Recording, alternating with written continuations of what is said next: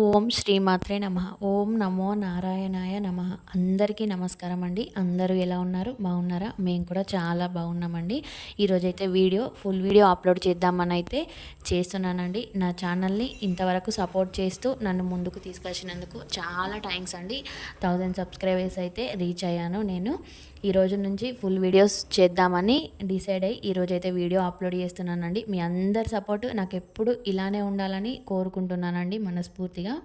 ఈరోజు వీడియో ఏంటంటే 2025 సంవత్సరంలో వైకుంఠ ఏకాదశి ఏ నెలలో వస్తుంది, ఎన్ని తారీఖు వస్తుంది, పూజా విధానం ఏంటి, ఉపవాసం ఎలా ఉండాలి, ఏ రోజు మళ్ళీ ఉపవాసం విరమించుకోవాలి అనే విషయాలైతే నేను చెప్తానండి.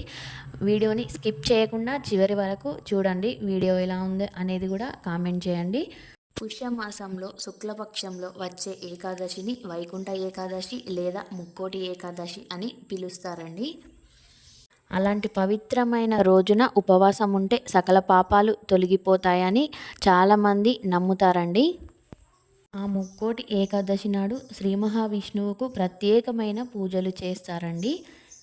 అయితే ప్రతి సంవత్సరము సూర్యుడు దక్షిణాయం నుంచి ఉత్తరాయంలోనికి ప్రవేశించడానికి ముందు వచ్చే ఏకాదశినే ముక్కోటి ఏకాదశి లేదా వైకుంఠ ఏకాదశి అంటారు.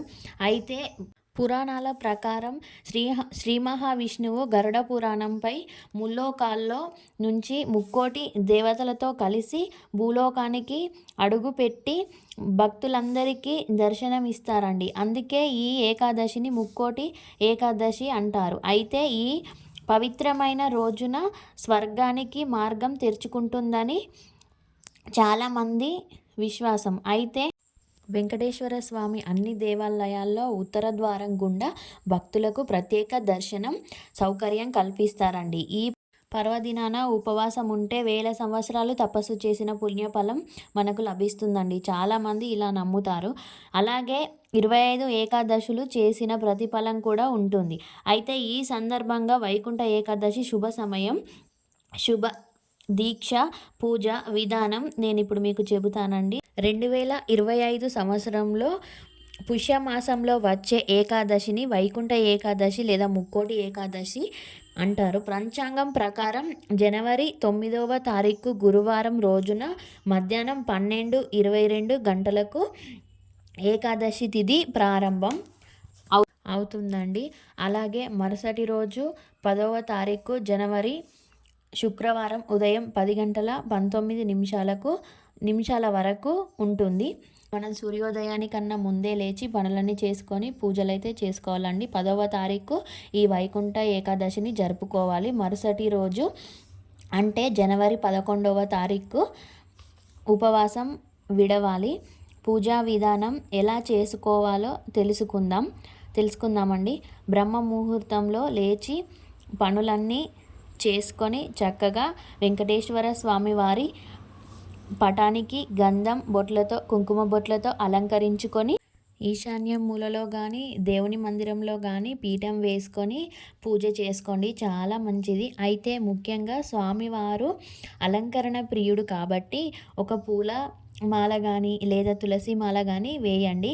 అలాగే స్వామివారికి పిండి దీపాలు అంటే చాలా ఇష్టం.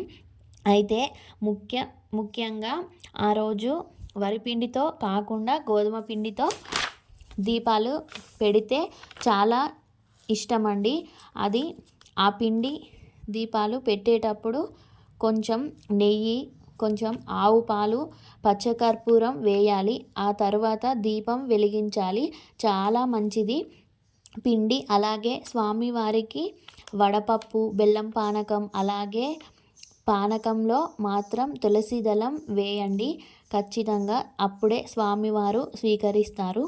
ఆ తర్వాత కొబ్బరికాయలు, అరటి పండ్లు. ముఖ్యంగా ఇక్కడ నేను మీకు చెప్పవలసింది అందరికీ ఏమిటంటే స్వామివారిని ఆరాధించేటప్పుడు అమ్మవారిని ఆరాధించాలి. ఎందుకంటే మనకి ఆ పూజ ఫలితం పూర్తిగా కావాలి అంటే స్వామివారిని అష్టోత్తరాలు చదువుతూ అమ్మవారి అష్టోత్తరాలు కూడా చదవాలి. స్వామివారిని అమ్మవారిని ఇద్దరిని పూజిస్తే సంతోషించి మనకు పూజా ఫలితం అనేది వస్తుంది.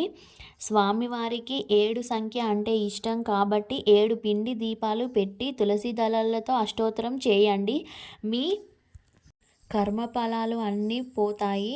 ఆ రోజు ఉపవాసం ఉండి ఉత్తర ద్వార దర్శనం చేసుకోండి. చాలా మంచిది. ఈ ఒక్క రోజు ఉపవాసం ఉంటే 25 ఏకాదశుల ఉపవాసం ఉన్నట్టే నండి. ఆ రోజు పండ్లు, పాలు ఏదైనా స్వీట్ తీసుకోండి. టిఫిన్‌లు అలాంటివి తినకూడదు.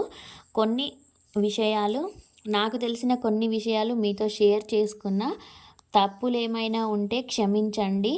ఉపవాసం ఉండని వాళ్ళుంటే ఓం శ్రీం నారాయణాయ, ఓం శ్రీం నారాయణాయ, ఓం శ్రీమాత్రే నమః అనే జపం చేసుకోండి. ఓం శ్రీం నారాయణాయ, ఓం శ్రీమాత్రే నమః, ఓం శ్రీమాత్రే నమః. మా వీడియో కనుక నచ్చితే ప్లీజ్ లైక్ చేయండి.